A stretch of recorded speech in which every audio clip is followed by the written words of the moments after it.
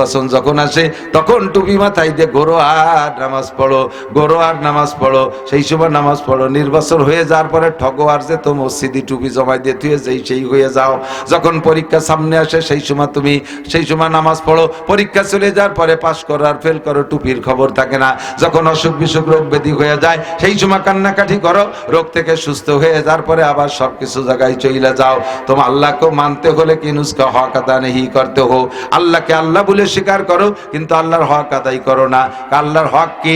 1 নম্বরে খামসু সালাওয়াত, দৈনন্দিন 5 ওয়াক্ত নামাজ। যারা সারা বছর 5 ওয়াক্ত নামাজ পড়ো না, শুধু সবে বরাতে আইছো আল্লাহরে ভুলানোর জন্য, তোমরা গ্রান্টেড না, তোমাদের গ্রহণযোগ্যতা নাই, তোমাদের দোয়া কবুল করা হবে না। আগে 5 ওয়াক্ত নামাজ আদায় করো, রমজান মাসে ফরজ রোজা আদায় করো, হজ ফরজ হইলে হজ আদায় করো, যাকাত ফরজ হইলে যাকাত দাও, কুরবানি ওয়াজিব হইলে কুরবানি করো, পরিবারের ভিতরে পর্দার পরিবেশ করো, নিজেও পর্দা করো, বউ বাচ্চারে পর্দা করাও, শরীয়তের বিধিবিধান মানো, আল্লাহর হুকুম মানো। কয় আল্লাহকে মানতে হলে কি নুসকা হক আদা নেই করতে হো। এবার হাজ্জে দেখেন কার থেকে কি পরিমাণ হক নষ্ট হইছে, আল্লাহর হক কি পরিমাণ নষ্ট করছেন। কাজেই যতক্ষণ আল্লাহর হক পূর্ণ না করবেন, আল্লাহর কাছে চাইলে আল্লাহ দোয়া কবুল করবে না। 1 নম্বর তেতুল, বহুত ব্যাখ্যা, সময় নাই, বলবো না, কষ্ট হয়ে যাচ্ছে। তুমি এক সময় কাফের ছিলে, আমি এক সময় কাফের ছিলাম। তা আমি কাফের থাকা অবস্থায় আমিও কাফের ছিলাম, তুমিও কাফের ছিলে। তা আমি কাফের থাকা অবস্থায় অত আকাম করি নেই তুমি যত আকাম করছো। তুমি নবীকে মারতেও গেছো, নবীর কল্লা আনতে গেছো, আর আমি এই আকাম করে দিই। তবে কাফের ছিলাম, মূর্তি টুর্তি পূজা টুজা করছি। কাফের থাকাকালে আমি যে পরিমাণ আকাম করছি তার চেয়ে তুমি অনেক গুণ বেশি করছো। আর তওবা করার সাথে সাথে তোমার চেয়ে বেশি গুনাহগুলো 100টা বেশি নেকি হয়ে গেছে। সেই দিক দিয়ে তুমি কতখানি একাইছো। তহজ্জুদ ওমর হাসিয়ে দিয়েছে, কয় ভাইজান আল্লাহ যেহেতু কোরআনে কইছে, ওর সাথে তো আর আমার ঝগড়া নাই, যে গুনাহ সব নেকি দ্বারা পাল্টায় দেয়, এটা আল্লাহর ওয়াদা, সেই হিসেবে পাল্টে যেতে পারে। যাজ্ঞ আমি অনেক ঝগড়া করতে যাচ্ছি না, আমার কাছে দলিল পড়ছা নাই, আপনি তো দলিল দিয়ে বললেন। তা আমার তো এই গুনাহ পাল্টে ফুলটে যা নেকি হয়েছে, মেলা হয়েছে, আপনি দেখতেছেন। আর যত পরবর্তীতে যত নেকামল করে যা ইনকাম করছি সব মিলিয়ে যা হয়েছে সব আপনারে দিয়ে দেব, আপনার 1 রাত্রির নেকি আমারে দেবেন, পাল্টাবেন নেকি কন। আপনি তো দলিল দিয়েছেন, সত্যি ঠিকই আছে, আমার গুনাহ সব পাল্টে নেকি হয়েছে। এরপরে নামাজ কালাম তার কম পড়িনি, আলহামদুলিল্লাহ, যা পড়ছি সব আপনারে দিয়ে দেবো, 1 রাত্রির নেকি দেবেন, আপনি আমার নেকি বেশি দেখতেছেন। হযরত আবু বকর কয় রাত কোনটা কও? রাতটা হলো যে রাত্রে আপনি বিশ্বনবী মুহাম্মদ রাসূলুল্লাহ সাল্লাল্লাহু আলাইহি ওয়াসাল্লামকে নিয়ে কাফেরদের বেষ্টনী ভেদ করে মক্কা থেকে মদিনার দিকে হিজরত করে গারে সওর পর্যন্ত গিয়েছিলেন। ওই রাতটা বড় ইম্পর্টেন্ট রাত। রাতের বাকি অংশ এক রাত, পরপর 3টে রাত ওখানে ছিলেন। ওই 3 রাতের যে কোনো এক রাত, হয় যে রাত বেরোলেন সে রাত, অথবা যে রাত্রে আপনাকে সাপে দংশন করেছিল, আপনি নবী পাককে, নবীর মাথা আপনার রানের পর ছিল, আপনি গুহার ভিতরে ছিদ্র পা দিয়ে আটকায় রাখছিলেন, আর সেই ছিদ্র দিয়ে আপনার পায়ে সাপে দংশন করলো, আপনি পা নাড়াচাড়া দিয়েছিলেন না, সবুজ হয়ে গেলেন, চোখের পানি পড়ছে হুজুরের চেহারায়, হুজুর উঠে সজাগ হয়েছে, মনে হচ্ছে আমার আবু বকর রেখেও তীর মারছে, চোখের পানি আর রক্ত তো গরম পড়ার সাথে সাথে হুজুর সজাগ হয়ে দেয় যে না, তীর তরবারি কেউ মারে নাই, কিন্তু চোখ দিয়ে পানি হামা বা লুকাইয়া আবু বকর, কথা কয় না। হুজুর যখন উঠছে, আবু বকর অনাসে হেলে পড়ে গেছে, পড়ার সাথে সাথে পাও সরে গেছে, আর গর্তের মধ্যে দিয়ে সাপ আসছে। হুজুর দেখে যে পায়ের তলায় সাপের কামড়ের দাগ, হুজুর বুঝিয়ে ফেলাইছে। তা আবু বকর তো এখন কথা বলতে পারতেছে না, তখন জিহ্বা থেকে একটু লালা সেই জায়গা লাগাই দিছে হুজুর, আর আবু বকর সুস্থ হয়ে গেছে। হুজুর বলে, আবু বকর তুমি সাপে কামড়াইলো তা আমারে ডাকলে না? আবু বকর বললেন, হুজুর আমি যদি মারাও যাই, আমার মতো লক্ষ আবু বকরের জীবনের চাইতে আপনার কিছুক্ষণের ঘুমের দাম বেশি, এই জন্য আমি ডাকিনি। সাপটা এসে মোড়া দিয়ে সাপের পেঁচাই যেভাবে বসে আর কি, সাপ এসে চুপ করে সামনে বসে রয়েছে। হুজুর কয়, সাপ তুই আমার আবু বকর রে কামড়াইলি? আবু বকর নবীর খেদমতে ছিল, তুই জানিস না? সর্প এসে কেন্দে বলে নবীবার, সর্প আমি ঈসা নবীর জামানার শুনেছিলাম, একদিন তাহার মুখেতে মুহাম্মদ নবী আসবে রে শেষ কালেতে। হুজুর আমার বয়স প্রায় 600 বছর, আমি ছোটবেলায় এখানেই ছিলাম, এখান দিয়ে ঈসা নবী তার হাওয়ারীদেরকে নিয়ে যাইতেছিলেন, এই পাহাড়ের পাদদেশে দাঁড়াইয়া ঈসা নবী বলেছিলেন, আমার পরে মিন বাদ ইসমুহু আহমদ, আমার পরে যিনি নবী আসবেন তিনি বিশ্ব নবী মুহাম্মদ রাসূলুল্লাহ। তার কওমের নির্যাতন সহ্য করতে না পেরে আল্লাহর হুকুমে হিজরত করে এই পদ্মে মদিনায় যাবে, এই পাহাড়ের গুহার মধ্যে থাকবে। এইটা ঈসা নবী তার সাথীদেরকে বলেছিলেন।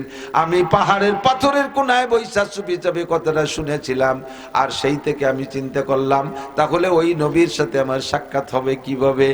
যখন বলেছিলেন এই গুহার মধ্যে থাকবে, আমি গুহার মধ্যে ঢুকলাম, ঢুকে চিন্তা করি যে আমি যদি এখানে এমনি থাকি, মানুষ তো সাপ দেখলে সাপরে সবাই শত্রু মনে করে, সাপ না মাইরা ওই গুহার মধ্যে কেউ বসবাস করবে না, কাজেই ওপেন জায়গা না তাইকা আমি ছিদ্র করা শুরু করলাম। এই 600 বছর 500 বছর পর্যন্ত, 570 বছর আপনি আসার আগ পর্যন্ত প্রায় 600 বছর হয়ে গেছে আমি এই গুহার মধ্যে থাকি। 100টা ছিদ্র বানাইছি, একটা ছিদ্র বানাই বহুত চেষ্টা করে, পাথর ছিদ্র করা তো কঠিন, একটা ছিদ্র বানাই, মনে করি একটা ছিদ্র তো বন্ধ করে ফেললে তারপরে বেরোবো কোন জায়গা দিয়া, আর একটা ছিদ্র করি। এইভাবে আমি 100 ছিদ্র বানাইছি যে কোনো না কোনো ছিদ্রর মুখ খোলা থাকবে। আবু বকর আয়েশা গায়ের জামা সব ছিঁড়ে টুকরা টুকরা কইরা ছিদ্রগুলো বন্ধ করে দেছে, একটা ছিদ্রই তার পা ছিল। আমি ওই পাওলা ছিদ্র সহ পুরো 100 ছিদ্রকে আমি খবর নিয়েছি, সব জায়গায় নেকড়া দিয়ে ভরা, আমি মাথায় দিয়ে গুতোয় বের করতে পারি না। অবশেষে যখন দেখলাম এখানে মানুষের পা, তারপরে আমি অপেক্ষায় আছি দেখি পা সরায় নাকি। 3 দিন অতিক্রম হয়ে গেল, পা মোটে সরায় না, পা মোটে সরায় না। চিন্তা করলাম এই 600 বছরের অপেক্ষা, আমি এই 600 বছর একটা রোজা রইছি, এর মধ্যে সেহরি আর ইফতারি আমার নাই, বাকিরে আমি খাইতে যাই না, কারো সামনে পড়ে যাব, মানুষে পিঠে মেরে ফেলবে। এক রোজায় 600 বছর আমি অনশন করেছি, একমাত্র আপনার দিদারের জন্য। আজকে আমার রাস্তায় আবু বকর পা দিয়ে বাধা দিয়েছে, মাথা দিয়ে গুতইছি, পা সরাই নাই, অবশেষে দংশন করতে বাধ্য হয়েছি। কুসুর আমায় মাফ করে দিন নবীবার, আখেরাতে নাকি দরে পরোয়ার। আমি যে অন্যায় করেছি মাফ করে দেন, পরকালের জন্য আল্লাহ পাক আমাকে এর জন্য জাহান্নামে না দেয়। সাপে সারেন্ডার করেছে, সাপরে হুজুর ক্ষমা করে দিলেন। আবু বকরের চিকিৎসাও হয়ে গেল থুতুর দ্বারা। হযরত ওমর বলেন যে রাত্রে বেষ্টনী ভেদ করে আসছিলেন ওই রাত, অথবা যে রাত্রে সাপে দংশন করেছে নবীকে আপনি ঘুমাইতে দিয়েছিলেন, সজাগ করেন নাই, ওই রাত যে কোনো একটা রাত্রের ইবাদত আমারে দেবেন, নেকি দেবেন, আর আমার আগে পরে সব নেকি, গুনাহ পরিবর্তন হওয়ার পরে যে নেকি হয়েছে সব আপনারে দেব, পাল্টাবেন নেকি কন। হযরত আবু বকর কয় সুযোগ তো ভালো, তবে আমি হুজুরের কাছে শুনিয়ে নেই ওই রাত্রে আমার কড্ডুর নেকি হয়েছে, তো পাল্টা পাল্টিও যদি ঠকে যাই। হুজুরের কাছে বলতেছে গনিমত সুযোগ একটা পাইছি, ওমরের সারা জীবনের নেকি ওই গুনাহ পাল্টায় যে নেকি হয়েছে তাও পরে ইবাদত করে যা হয়েছে তাও আমারে দেবে, আমার এক রাত্রির নেকি চাই, পাল্টাবো নাকি হুজুর? হুজুর বলে রাত কোনটা সেটা বলবেন না, সবে কদর না সবে বরাত? কয় না, ওই হিজরতের 3 রাতের যে কোনো রাত। হুজুর বলেন সেটা আপনার ব্যাপার, দুইজনই আমার শ্বশুর, একজনটা ঠকাবে একজনটা জিতে কুবুর দিতে, আমি দিতে পারি না। আমি এমনি বলে দিচ্ছি আপনার ওই রাত্রে কতগুলো নেকি হয়েছে, তারপরে পাল্টা পাল্টির সিদ্ধান্ত আপনার কাছে। জি হুজুর বলেন। কয় যে আপনার ওই এক রাত্রে যে নেকি হয়েছে শুধু ওমর না, ওমরের থেকে নিয়ে কিয়ামত পর্যন্ত যত মুমিন মুসলমান দুনিয়া আসবে সবাই মিলে যে নেকি কামাই করবে, সব নেকিরে এক পাল্লায় রাখবেন, আর আপনার ওই এক রাত্রির নেকি আর এক পাল্লায় রাখবেন, তারপরে ওই পাল্লা ভারী হয়ে যাবে। হযরত আবু বকর কয় ওমর পাল্টা পাল্টি হবে না, যে যেখানে ছিল সেই সেখানে থাও, এই লস্ত আর কেউ করবে না। আল্লাহু আকবার। ফাউলাইকা ইউবাদদিলুল্লাহু সাইয়্যাতিহিম হাসানাত ওয়া কানাল্লাহু গফুরুর রহিমা। আল্লাহ পাক সব গুনাহ পাল্টায় নেকি বানায় দেবে, শর্ত হলো তওবাটা কবুল করাইতে হবে। এখনই আজকের তওবা কবুল হয়েছে, এর প্রমাণ কি? তওবা কবুল হওয়ার প্রমাণ হলো বাকি জীবনে যে গুনাহ থেকে তওবা করছেন মরণকাল পর্যন্ত যদি ওই গুনাহ না করেন তাহলে বুঝবেন যে তওবা কবুল হয়েছে। আবারও যদি করে ফেলেন তাহলে বুঝবেন যে কবুল হয়নি, সাইজ মতো তওবা হয়নি। ওই শেষ 3 তওবের মতো তওবা হতে হবে, শেষ 3 তওবের মতো অন্ধর ওই রকম কান্নাকাটি হতে হবে। আজকে রাত্রে দোয়া কবুল হবে না 5 ব্যক্তির। ইব্রাহিম ইবনে আদহাম রাহমাতুল্লাহ আলাইহি, খেয়াল করেন, ইব্রাহিম বলখি বলা হইতো, বলকের বাচ্চা, রাশিয়ার ভিতরে একটা প্রদেশ তার নাম বলক। এই বলকের বাচ্চা ছিলেন ইব্রাহিম বলখি। রাজা ছিলেন, বাদশা ছিলেন, বড় দবদবা শাহানশাহ, খুব দামি বাদশা ছিলেন, আরামাই চলা বাদশা ছিলেন। তো একদিন বাদশা উনি মানে ঘুমায় তো বিছানে ঘুমায়, উনার বিছনা তৈরি করে দেয় যে বান্দি, প্রত্যেক দিনের বিছনা সুন্দর করে তৈরি করে দিয়ে বান্দি খুব তাকায় দেখে, যা আরে চমৎকার বিছনা, আমরা আজকে গোলাম বান্দি বিদায় এই বিছনা আমাদের পিঠে নেই। আখিরাতে যদি জান্নাতে যাইতে পারি তাহলে যদি পাই, দুনিয়ার আমাদের পিঠে এই বিছনা হবে না, এই বিছনায় পিঠ দেওয়া হবে না, আমরা ওই নিচে ফ্লোরে থাকি। তাই বাচ্চার জন্য সুন্দর বিছনা বানায়। তো একদিন কি মনে করে যে এই বিছনা, এত সুন্দর বিছনা দিয়ে একটু শুয়ে দেই কিরমটা, বিছান বানানোর পরে ও যাইয়া বিছানের মাঝখানে শুয়ে পড়ছে, আর স্প্রিং এর গতি বসে গেছে, চতুর্দিক দিয়ে ফুল টুল দিয়েছিল, নাক মুখের উপরে এসে পড়ছে, গেরা নেওয়ার না, সে অল্পক্ষণের মধ্যে ঘুম এসে গেছে।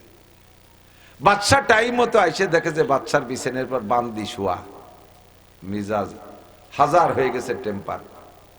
চাবুক ছিল ধরে, চাবুক দিয়ে বান্দিরে সপা সপ 5-7 বাড়ি। আধা ঘুমের ভিতরে যখন বাড়ি গায়ে লাগছে, লাফ দিয়ে উঠে ব্যথাতে চিল্লে কান্না শুরু করছে।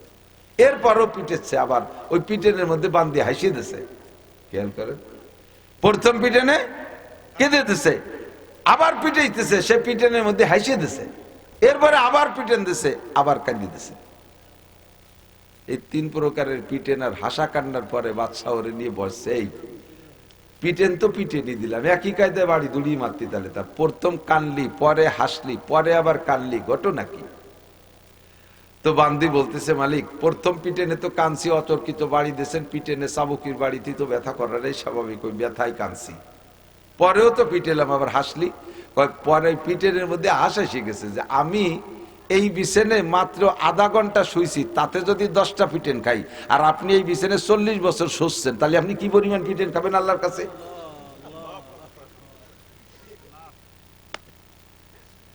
কলিজায় মারিয়ে দিছে। আমি এই বিছানে আধা ঘন্টা শোয়ার কারণে যদি 10টা চাবুকের পিটেন পাইতে পারি, 40টা বছর ঘুমাইলা বাচ্চা, তাহলে তুমি কিয়ামতে কি পরিমাণ পিটেন খাবা? আজকে এই 10 পিটেনের কান্না, সেই দিন তোমার পিটেন দেখে আমি হাসবো, ওই কথা মনে উঠে আমার হাসি এসে গেছে। পরে আবার কাঁদলি কেন? কয় পরে কাঁদার কারণ হলো, আমি আপনার নুন্নুটি খাই, আপনি আমার মালিক, আমি আপনার বান্দি। কিয়ামতের ময়দানে আমার মালিক চাবুকের পিটান খাবে, মালিক কাঁদবে, ওই কান্না আমার চোখে ভাসতেছে, তাই আমি মায়ায় কান্দে দিছি। ছোট্ট একটা কোপ লাগাই দিছে কলিজায়, যা বিছানায় যা শো। বাচ্চা আজকে বিছানার কাছে যায়, একবার শোয়, একবার ওঠে, একবার নামে, আর ঘুম আসে না, শুধু বারবার ওই পীড়া দেয়। বান্দি আমারে কি কইলো, আরে আধা ঘন্টা ঘুমায় যদি 10 পিটান, আমি বাচ্চা 40 বছর ঘুমায়, তাহলে কি পরিমাণ পিটেন খাবো? কথাটা তো সত্য কথা, ঠিক? পরে 2-4 দিন পরে আবার বিছানায় রাতে শুয়েই আছে, এখনো বিছানায় ছাড়ে নাই। গভীর রাতে শোনে যে ছাদের উপর দিয়ে কে যেন খড়ম পাই দিয়ে কটকট করে হাঁটতেছে। উনি ওখান থেকে ডাক দিয়ে বলে, আরে কে আমার ছাদের উপরে? উপরে যিনি ছাদের উপরে তিনি বলতেছেন, আনা ফুলান, আমি অমক। এ তুই ও জায়গা কি এরিস? বাচ্চা নামদার, আমার একটা উট হারাই গেছে মরুভূমির ভিতরে, কোথাও খুঁজে পাই নাই, তাই মনে করলাম বাচ্চার ছাদের উপরে আইছে নাকি। বাচ্চাকে গাদা, উট করে দিন ছাদের উপরে উঠতে পারে? 7 তলা দালানের উপরে কি মরুভূমির হারাইডে উঠ 7 তলা দালানের উপরে পবিত্র শুয়েছে কিনা? ওই লোক ওই জায়গা থেকে কয়, আমার মরুভূমির হারাইনি উঠ যদি 7 তলা দালানের উপরে না পাওয়া যায়, তাহলে 7 তলা দালানের আরামের বিছানায় শুয়ে আল্লাহরে পাওয়া যায় কিভাবে? রাতটা কোনো মতে পার করছে। সকালবেলা মন্ত্রী পরিষদ রাইকা মূল চাবিটা স্বরাষ্ট্র মন্ত্রীর কাছে জমা দিচ্ছেন, অর্থমন্ত্রীর কাছে জমা দিচ্ছেন, যার যার চাবি। আয়েতে हम मिसले बुलबुल सायरे गुलशन के लिए खुश हुए बागबानो मैं तो अपना घर चले ले ले माली बाग ले ले मैं तो अपना घर चले। তোমাদের রাষ্ট্র তোমরা বুঝে নাও, আর আমি রাজা থাকবো না, আজকে থেকে আমি পদত্যাগ করলাম, এ আমার আর ভালো লাগে না। আরে আমারে কোপ মারছে আমার বান্দি, আর কে আমাকে ছাদের উপরে আইসা বলে গেল এই ছাদের 7 তলা দালানের মধ্যে আল্লাহরে পাওয়া যায় না, তাহলে আল্লাহরে কোন জায়গা পাওয়া যায়? আমি সেই জায়গায় চলে যাব। সব কিছু ছেড়ে দিয়ে নেমে গেছেন। প্রসিদ্ধ সহি ঘটনা মুসনাদ শরীফের মধ্যে বিভিন্ন কিতাবের মধ্যে লাগে। এরপরে উনি জঙ্গলে নেমে গেলেন। এই বাচ্চা ইব্রাহিম বলকি রহমাতুল্লাহ আলাইহি পরবর্তীতে বিশাল পীর হিসেবে প্রসিদ্ধ, হাজার হাজার মুরিদ হয়ে গেছে। এক মুরিদ এই সোনার কাছে জিজ্ঞেস করছে, হযরত আল্লাহ ने फरमाया উদউনি আস্তাজিব লাকুম, দোয়া করো কবুল করব। আমরা শবে বরাতে দোয়া করি তাও কবুল হয় না, শবে কদরে দোয়া করি কবুল হয় না। উলামায়ে কিরাম বলে দোয়া করো বিশেষ বিশেষ সময়, জুমার দিন দোয়া কবুল হয়, তাহাজ্জুদে দোয়া কবুল হয়, জুমার দিন আসর বাদ দোয়া কবুল হয়, শবে বরাত শবে কদরে কবুল হয়, কাবা ঘরের পাশে যে দোয়া করলে कबूल है। हम इतने सारे दुआ करते हैं लेकिन कबूल नहीं होता है, अक्सर तो कबूल नहीं होता है, बेशी बेशी दुआई तो कबूल है ना, उचित दुई একটা হয় তা মনে করি আমাদের দোয়া না, ওটা আল্লাহর পক্ষ থেকে ওভাবে বরাদ্দ ছিল তাই হয়। আমাদের দোয়া তো বেশিরভাগই কবুল হয় না। কারণ কি? ইব্রাহিম ইবনে আদহাম এখন তো মুস্তাজাবুদ দাওয়াত। কেমন মুস্তাজাবুদ দাওয়াত? ওই সাগরের পাড়ে জঙ্গলের পাশে নদীর পাড়ে বসে বসে নিজের জামা ছিঁড়ে গেছে তাই সুই দিয়ে সেলাই হচ্ছে। ওই বাদশা মানে যে টিম এখন রাষ্ট্র ক্ষমতা দিয়েছে উন্ডা আবার দেশ পরিদর্শনে করতে করতে ওই জায়গা যখন আইসে উনার দিকে দিকটা যে বাদশা সুখে এই নদী কি পাইছেন বলার সাথে সাথে সুইটা ধরে পানির মধ্যে ফেলাই দিয়েছে। কয় যে এই তো আপনার বুদ্ধি, আগে দেশটা এরকম ছেড়ে দিয়ে চলে আসছেন, ছেলে একটু সুই তাও পানিতে ফেলাই দিয়েছে, পরে যাওয়া ছিললে আপনি ছেলে আরবেন কি দিয়ে? কয় যে সুই দেখবি, সুই পরে সেলাই করবো কি দিয়ে? কয় দেখান, মাছ আমার সুই দিয়ে যা। হাজার হাজার লক্ষ লক্ষ মাছ মুখে এক একটা সুই নিয়ে চলে এসেছে। উনি বলতেছে আমার তো এত সুই না, আমার সুই তো মোটে একটা, আমারটা বাদে বাকিরা চলে যা। বলার সাথে সাথে একটা মাছে সুই নিয়ে বেঁচে আছে আর সব মাছগুলো তলায় গেছে। উনি বললেন রাষ্ট্র ছাড়িয়ে দিয়ে কি পাইছে বুঝছিস? আগে আমার কথা শুনতো শুধু মানুষে, এখন রাষ্ট্র ছেড়ে দেওয়ার কারণে আমার কথা শুনে সবাই শোনে কথা। জঙ্গলের প্রাণী শোনে, সাগরের মাছেও আমার কথা শুনে, আকাশের পাখি তো আমার কথা শুনে। মান কানা লিল্লাহ কান আল্লাহু লাহু, যে আল্লাহর হয় আল্লাহ তার হয়ে যায়। মাই ইয়াকাফুল্লাহ ইয়াকাফু জামিউন নাস ইয়াকাফু জামিউল মাখলুকাত, যে আল্লাহকে ভয় পায় সমস্ত মাখলুকাত তারে ভয় পায়। যে আল্লাহর কথা শুনে সবাই তার কথা শুনে। এখন আমি আল্লাহর কথা শুনি, সবাই আমার কথা শুনে, আমার দোয়া আল্লাহ এইভাবে কবুল করায়। তো হুজুর আপনার দোয়া কবুল, আমাকে দোয়া কবুল হয় রাখে। যে 5 কারণে দোয়া কবুল হয় না। আজকে রাত্রেও যারা দোয়া করবেন এই 5টা কারণ থাকলে দোয়া কবুল হবে না। সারা রাত গ্যাজরায় কানবেন, সকালবেলা খালি হাতে যেই সেই কিচ্ছু হবে না। 5 কারণে দোয়া কবুল হবে না। এই 5টা দোষ মুক্ত হবেন তাহলে দোয়া কবুল হবে। মাঝে মাঝে উদাহরণে বলে থাকি আমি, হোমিওপ্যাথি ঔষধ বলো ভালো ঔষধ, এতে সাইড এফেক্ট কম। অ্যালোপ্যাথি ঔষধ রোগ সারে খুব তাড়াতাড়ি, কিন্তু সাইড এফেক্ট 2 রোগ সারে আর রোগ 5টা পয়দা করে দেয়। প্রত্যেকটা ওষুধের গায়ে লেখা আছে দেখবেন সাইড এফেক্ট, পার্শ্ব প্রতিক্রিয়া, ক্ষতি কি হবে ওষুধ খাইলে। ব্যথার ওষুধে ব্যথা সারবে, অথচ খাওয়ার সাথে সাথে পেট ফুলে গ্যাস সিলিন্ডার বাস্ট হয়ে যাওয়ার কায়দা হয়ে যায়। 1 রোগ সারে আর 5 রোগ পয়দা। হোমিওপ্যাথের গুণ আছে, সারলো না সারলি পাশে ক্ষতি হয়ে না তেমনটা। তো রোগ যদি নির্ণয় করা যায় সুন্দর করে, আর ঔষধ যদি নির্বাচন করা যায় সঠিকভাবে, আর ঔষধ যদি আমেরিকান বিটি কোম্পানি বা জার্মানি ঔষধ হয়, তাহলে হোমিওপ্যাথি ঔষধে কিন্তু খুব ভালো কাজ হয়। তো ডাক্তার আপনার ঔষধও রোগও নির্ণয় করছে, ঔষধও নির্বাচন করছে, ঔষধে 1 নম্বর। কিন্তু হোমিও ঔষধের একটা দুর্বলতা আছে, সেটা হলো টক খাইলে, কিছু কিছু খাবার খাইলে ওই ঔষধের ক্রিয়া নষ্ট হয়ে যায়। দেখেন হোমিও ঔষধ খাইছেন নাকি? ডাক্তারের কাছে ওষুধ আনতে গেলে কত টাকা হয়, এটা খাবে না, ওটা খাবে না, হাঁসের ডিম খাবে না, গরুর গোশ খাবে না, ইলিশ মাছ খাবে না, চিংড়ি মাছ খাবে না, পুঁইশাক খাবে না, মাটির তলের কোনো তরকারি খাবে না, উপরে তাও কিছু খাবে না, এক সাইডে মাইনাস করে দিয়ে কিছু খাবে না। মানে এগুলো খাইলে দুর্বল ওষুধ, ওর কাজ শেষ। সেম কোয়ালিটি, দোয়া করলেই আল্লাহ কবুল করে। কিন্তু 5 খান তেঁতুল, যদি তেঁতুল খান তাহলে দোয়া কবুল হবে না, মানে ঔষধে কাজ করবে না। তেমনই আপনার দোয়া আল্লাহ কবুল করবে যদি 5 খান তেঁতুল খা তাকে দোয়া কবুল হবে না। 1 নম্বর তেঁতুল হলো তুম আল্লাহ কো মানতে হো লেকিন উসকা হক আদা নেহি করতে হো। যখন বিপদে পড়ো তখন আসো দোয়া করো, হুজুরকে নিয়ে দোয়া করো, কান্নাকাটি করো, ব্যাগটাই পড়ো, আর তবলিগে যাও, টুপি মাথায় দিয়ে থাকো। যখন বিপদে পড়ো, নির্বাচন যখন আসে তখন টুপি মাথায় দিয়ে গরোয়ার নামাজ পড়ো, গরোয়ার নামাজ পড়ো, সেই সময় নামাজ পড়ো। নির্বাচন হয়ে যাওয়ার পরে ঠগোয়ার যে তো মসজিদে টুপি জমাই দিয়ে তুই সেই হয়ে যাও। যখন পরীক্ষা সামনে আসে সেই সময় নামাজ পড়ো। পরীক্ষা চলে যাওয়ার পরে পাস করো আর ফেল করো, টুপির খবর থাকে না। যখন অসুখ বিসুখ রোগ ব্যাধি হয়ে যায় সেই সময় কান্নাকাটি করো, রোগ থেকে সুস্থ হয়ে যাওয়ার পরে আবার সবকিছু জায়গায় চলে যাও। তোমার আল্লাহকে মানতে হলে কি নুসকা হক আদা নেহি করতে হো। আল্লাহকে আল্লাহ বলে স্বীকার করো, কিন্তু আল্লাহর হক আদায় করো না। আল্লাহর হক কি? 1 নম্বরে খামসু সালাওয়াত, দৈনন্দিন 5 ওয়াক্ত নামাজ। যারা সারা বছর 5 ওয়াক্ত নামাজ পড়ো না, শুধু সবে বরাতে আইছো আল্লাহরে ভুলানোর জন্য, তোমরা গ্রান্টেড না, তোমাদের গ্রহণযোগ্যতা নাই, তোমাদের দোয়া কবুল করা হবে না। আগে 5 ওয়াক্ত নামাজ আদায় করো, রমজান মাসে ফরজ রোজা আদায় করো, হজ ফরজ হইলে হজ আদায় করো, যাকাত ফরজ হইলে যাকাত দাও, কুরবানি ওয়াজিব হইলে কুরবানি করো, পরিবারের ভিতরে পর্দার পরিবেশ করো, নিজেও পর্দা করো, বউ বাচ্চারে পর্দা করাও, শরীয়তের বিধিবিধান মানো, আল্লাহর হুকুম মানো। কয় আল্লাহকে মানতে হলে কিনুসকা হক আদা নেহি করতে হো। এবার হাত দিয়ে দেখেন কার থেকে কি পরিমাণ হক নষ্ট হয়েছে, আল্লাহর হক কি পরিমাণ নষ্ট করছেন। কাজেই যতক্ষণ আল্লাহর হক পূর্ণ না করবেন, আল্লাহর কাছে চাইলে আল্লাহ দোয়া কবুল করবে না। 1 নম্বর তেতুল, বহুত ব্যাখ্যা, সময় নাই, বলবো না, কষ্ট হয়ে যাচ্ছে। 2 নম্বর তেতুল হলো तुम कुरान पढ़ते हो लेकिन उस पर अमल नहीं करते हो। मुसलमान कुरान पढ़ो, कुरान विश्वास करो, कुरान विश्वास करें ना, যে যতটুকু পারেন কুরআন পড়েন, কিন্তু কুরআনের পর আমল করেন না।